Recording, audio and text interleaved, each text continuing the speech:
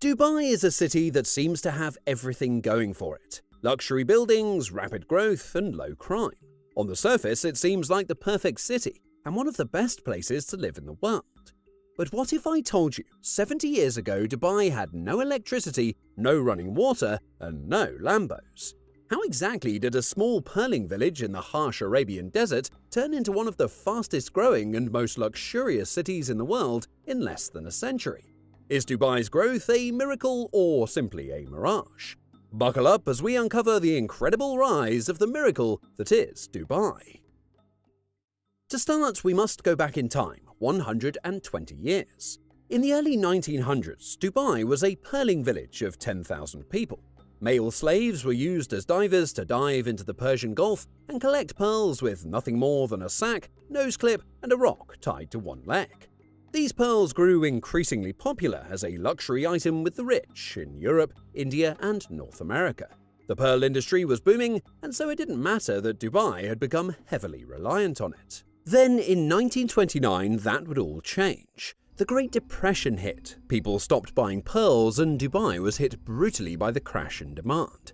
At this same time, researchers in Japan discovered how to culture pearls that look identical to the real ones. These cultured pearls flooded the market and would kill the pearl industry in Dubai and around the world forever.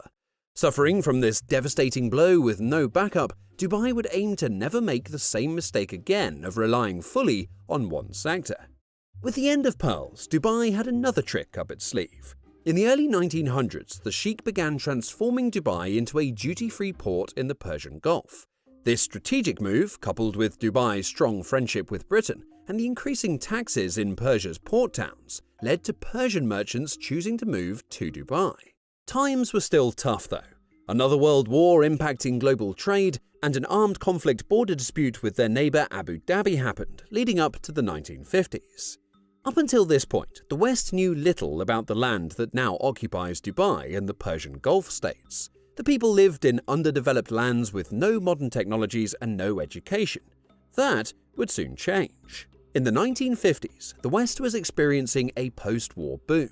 They wanted oil, and a realization soon came that land around the Persian Gulf states may have lots of it. The search for oil started in 1950.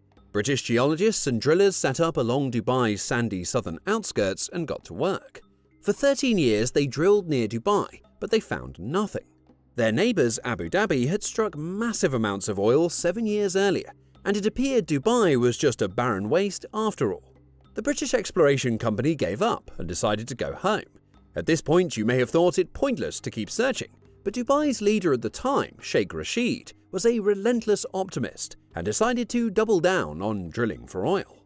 Then, in 1966, 3 years after the British had quit, something would happen that would change everything. Drilling 15 miles offshore, Dubai had struck oil. Their first exports of crude oil would come just 3 years later in September 1969. With the discovery of oil, Dubai changed overnight and would enter the modern age. 2 years later, in 1971, Britain fully withdrew from the Persian Gulf, leaving the Gulf states on their own. To ensure security and stability in their territory, Dubai, Abu Dhabi, and 5 other emirates decided to unite as one country and form the United Arab Emirates. Bahrain and Qatar were originally going to join too, but ended up backing out because of ongoing disputes and a desire for independence.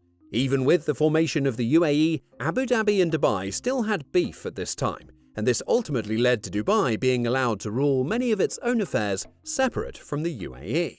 Joining a new country and now having lots of oil money, things were looking good for Dubai.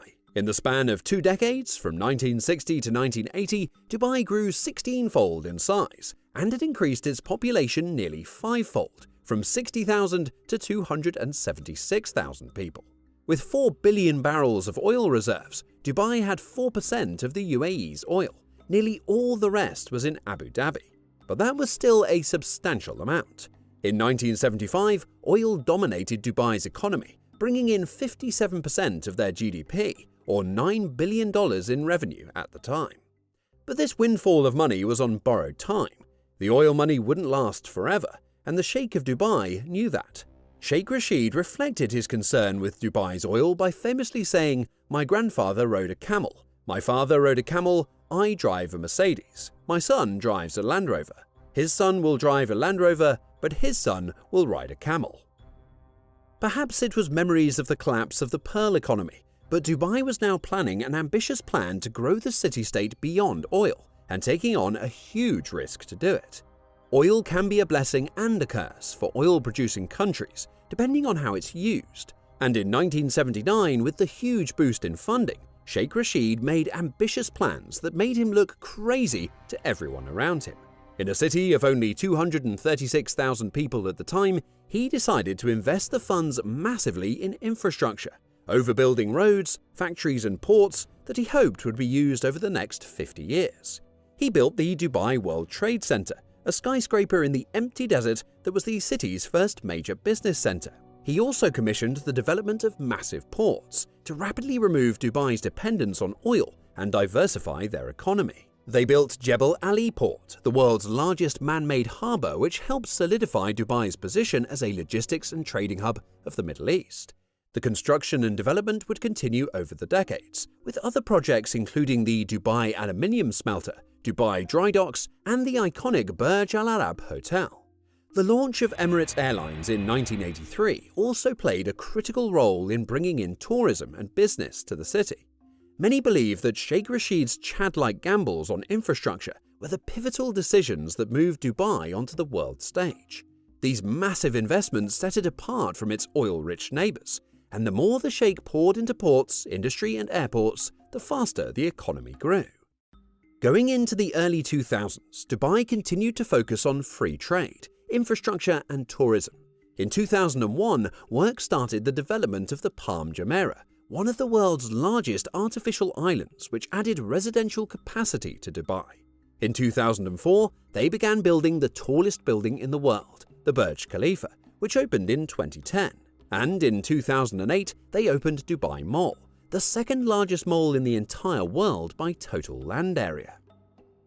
Alongside heavily investing in infrastructure, Dubai has hoped to lure in some of the smartest people. Low taxes, an openness to other beliefs, and tolerance of alcohol, pork, and other things banned in most Middle Eastern countries has led it to attract many outsiders into the city. Today, over 88% of Dubai's population is foreigners. To help boost tourism, Dubai has also heavily built out their international airport and the Emirates airline. Having a strategic location where Dubai is 7 hours or less away from 50% of the world, it has begun to emerge as a great connection hub for travelers to and from Europe, Asia, and Africa. Last year, Dubai's airport handled over 85 million passengers, making it the busiest international airport in the entire world. Handling so much traffic, Dubai has naturally seen a growth in tourists, with over 17 million visiting Dubai in 2023. With the decision to overbuild Dubai, the city has perhaps undergone the fastest rise of wealth from underdevelopment in the history of the world. All of this building has not come without a cost. Dubai had only banned slavery in 1963 and has been highly criticized of their treatment of workers for their massive construction projects.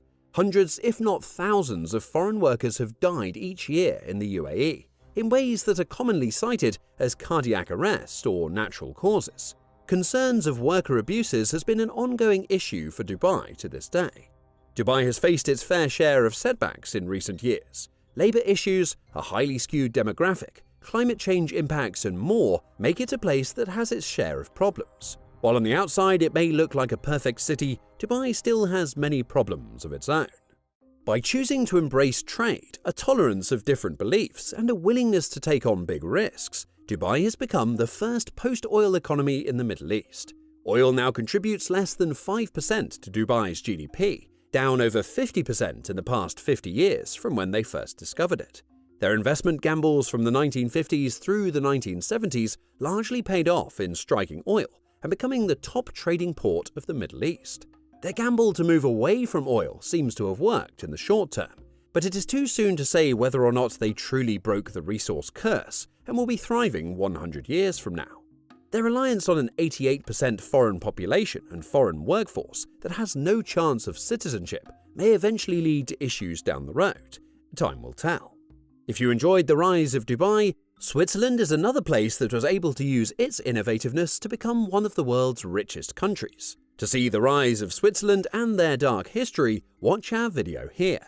It will truly blow your mind how the country defied the odds against larger neighbouring empires and became so insanely rich in the modern day. And with that, thanks for watching, and we will see you guys next time.